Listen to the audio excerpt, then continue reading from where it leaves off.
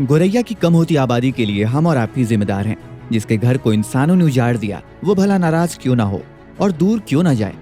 गोरैया पर इंसानों की जुल्म की कहानी चीन का एक अभियान बयां करता है। आज से 60 साल पहले चीन के हुक्मरानों के कहने पर गोरैया को ढूंढ ढूंढ कर मारा गया था और यह अभियान चीन के लिए इतना महंगा साबित हुआ कि चीन के 2.5 करोड़ लोगों को अपनी जान तक गंवानी पड़ी।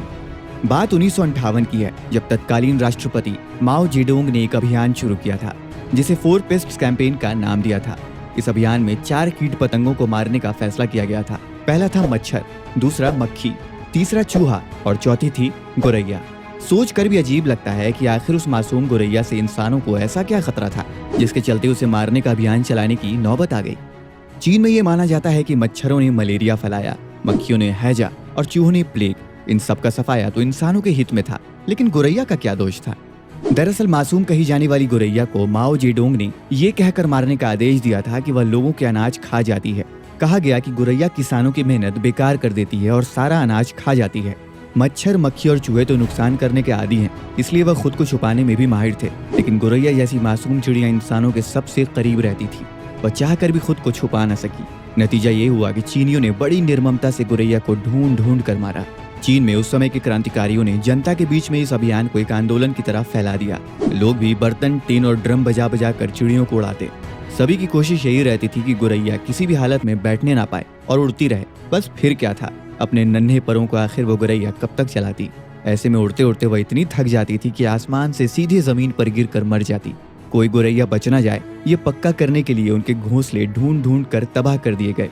जिसमें अंडे थे उन्हें फोड़ दिया गया और अगर किसी घोंसले में चिड़िया के बच्चे मिले तो उन्हें भी चीनियों की क्रूरता का शिकार होना पड़ा। चीन में इस अभियान के चलते गोरैया को मारने का पाप तो लोगों ने कर दिया था, लेकिन सिर्फ 2 सालों में ही अप्रैल 1960 आते आते लोगों को इसका बेहद खौफनाक अंजाम भुगतना पड़ा। दरअसल गोरैया सिर्फ अनाज नहीं खाती थी, बल्कि उन कीड़ों को भी खा जाती थी जो अनाज की पैदावार को खराब करने का काम करते थे। गोरैया के मर जाने का नतीजा ये हुआ कि धान की पैदावार बढ़ने के बजाय घटने लगी। माओ को समझ आ चुका था कि उनसे बहुत बड़ी भूल हो गई है। उन्होंने तुरंत ही गोरैया को 4 पेस्ट्स कैंपेन से हटाने का आदेश जारी कर दिया। गोरैया की जगह खटमल मारने पर जोर देने को कहा, लेकिन तब तक देर हो चुकी थी। टिड्डी और दूसरे कीड़ों की आबादी तेजी से बढ़ी।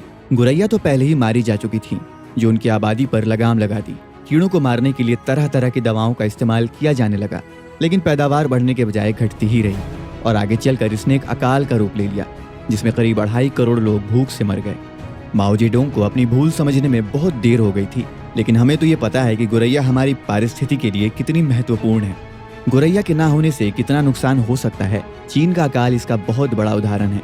प्रकृति में जो भी जीव जंतु पाए जाते हैं उन सब का अपना अपना काम होता है। कई बार हम सोचते हैं कि ये जीव किसी काम का नहीं है, लेकिन ऐसा नहीं है, सभी का अपना अपना महत्व है। आज के वीडियो में बस इतना ही, मिलते हैं अगले वीडियो में। वीडियो अच्छा लगा हो तो वीडियो को लाइक करें और हमारे चैनल अनसुना ज्ञान को सब्सक्राइब करें।